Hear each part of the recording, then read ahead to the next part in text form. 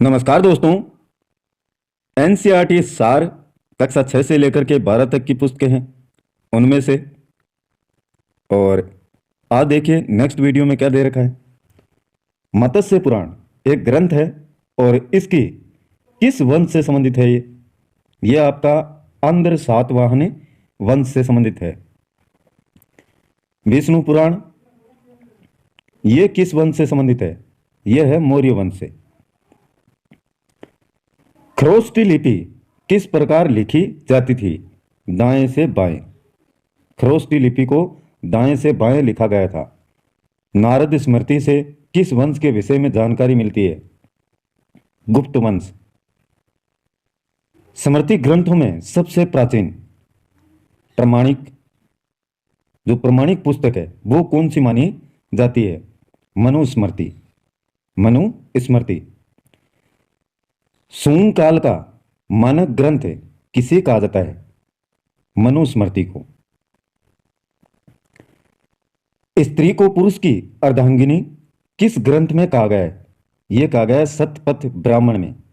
सतपथ ब्राह्मण में स्त्री को पुरुष की अर्धांगिनी माना गया है। महाभारत का प्रारंभिक उल्लेख अश्वलायन ग्रह सूत्र में मिलता है। महाभारत का प्रारंभिक यानी शुरुआती जो उल्लेख है लिखा हुआ वो अश्वलायन ग्रह सूत्र में मिलता है। प्रारंभ में इसमें मात्र 8,800 श्लोक थे और इसका नाम जय संहिता था। कुछ समय पश्चात यह बढ़कर 24,000 श्लोक हो गया और भारत नाम से इसको प्रसिद्धि मिली। अंत में 1,00,000 श्लोक होने के कारण इसे सत्य साहित्य संहिता या महाभारती कहा जाने लगा। पूरे देखे फैक्ट्स हैं, याद करने योग्य हैं। पूरा लेख विद्या से क्या अभिप्राय है। पूरा लेख विद्या शिला लेखों का अध्ययन। शिलालेख जिन पर वो पत्थर वो चट्टानें जिन पर कोई लिखित साक्ष्य प्राप्त हुए हैं उनको कहते हैं शिलालेख। और इन शिलालेखों का अध्ययन पूरा लेख विद्या है, वो कहलाता है। पूरा लेख विद्या का मतलब ही यही है, शिलालेखों का अध्ययन। पूरा अवशेष यानी पहले के जो अवशेष मिले हैं का महानतम अन्वेषक किसे माना गया है। अन्वेषक का मतलब है खोजना, डार्विन को। इब्न बतूता का यात्रा वृत्तांत किस नाम से प्रसिद्ध है, रेहला। रेहला। हिंसांग ने किस विश्वविद्यालय में बौद्ध धर्म का अध्ययन किया था, नालंदा विश्वविद्यालय। हिंसांग ने किस विश्वविद्यालय में बौद्ध धर्म का अध्ययन किया था, नालंदा विश्वविद्यालय। ये प्रमुख अभिलेख व शासक शॉर्ट वीडियो में आपको प्रेषित किए गए थे, आज फिर से देखें। अभिलेख और एक तरफ है शासक। हाथी गुफा जो अभिलेख है वो कलिंग नरेश खारवेल शासक था। एहोल अभिलेख इसके पुलकेशिन सेकंड शासक था। नासिक अभिलेख गौतमी बलश्री। जूनागढ़ अभिलेख रुद्रदामन। प्रयाग स्तंभ अभिलेख समुद्रगुप्त।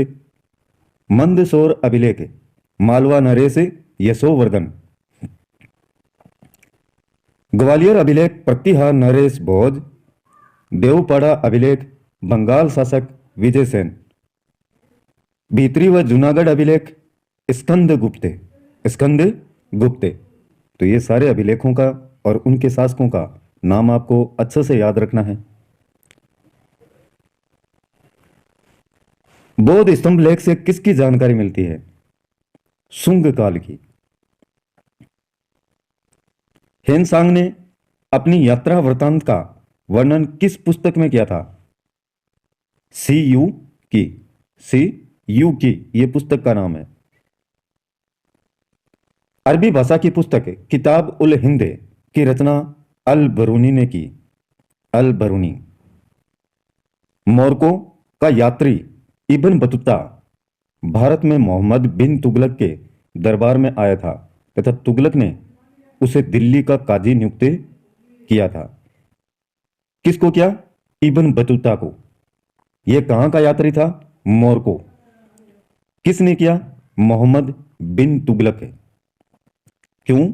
क्योंकि यह भारत में मोहम्मद बिन तुगलक के दरबार में आया था और इन्हें दिल्ली का काजी नियुक्त किया गया। मार्को पोलो द्वारा किस राज्य की यात्रा का उल्लेख मिलता है? पांडे राज्य की। पांडे राज्य की। पतंजलि के महाभाष्य से किस वंश के इतिहास का पता चलता है? शुंग वंश का। सारे के सारे फैक्ट्स जितने भी हैं सभी को शामिल किया गया है। चीनी लेखों का जो लेखक हैं, चीनी लेखक, उनका वर्णन देखिए। एक लेखक है फायान, एक हेनसांग और एक है इतिसंग। इन्होंने अपने लेख लिखे 399 से 414 ईस्वी तक। हेनसांग ने 629 से 645 ईस्वी तक।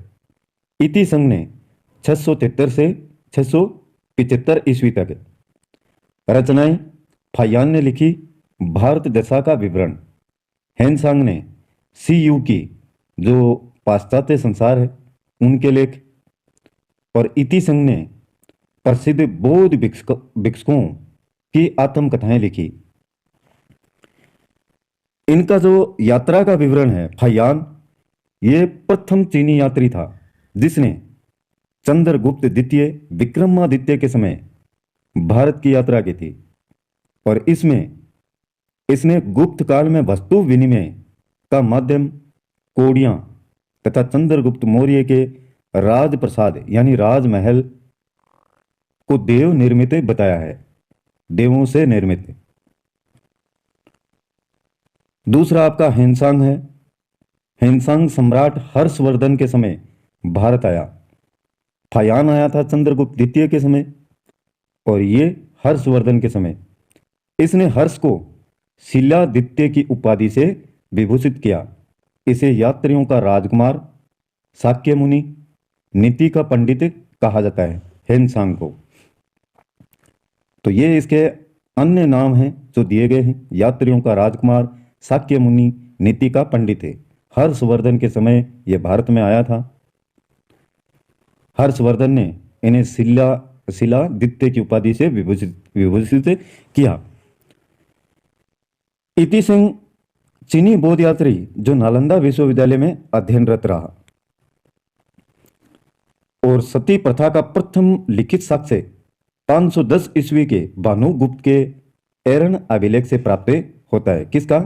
सती प्रथा का। यह प्रथम लिखित साक्ष्य है जो 510 ईस्वी में प्राप्त हुआ। भानुगुप्त का एक लेख था, अभिलेख, एरन अभिलेख, उसमें। आज इतना ही पढ़ेंगे साथियों। एक एक पेज को रोज करेंगे तो ये 60 दिन में आपकी भारतीय जो हिस्ट्री है उसके मुख्य मुख्य पॉइंट सारे के सारे आपके कंप्लीट हो जाएंगे। साथ साथ में लिखते रहें, इनको पढ़ते रहें बार बार, जिससे ये ध्यान में रहें।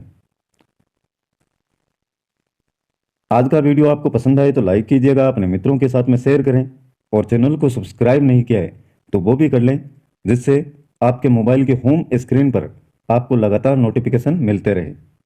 आज के लिए बस इतना ही। कल फिर मिलते हैं एक नए वीडियो, नए टॉपिक और नई जानकारी के साथ में। तब तक के लिए जय हिंद, जय भारत।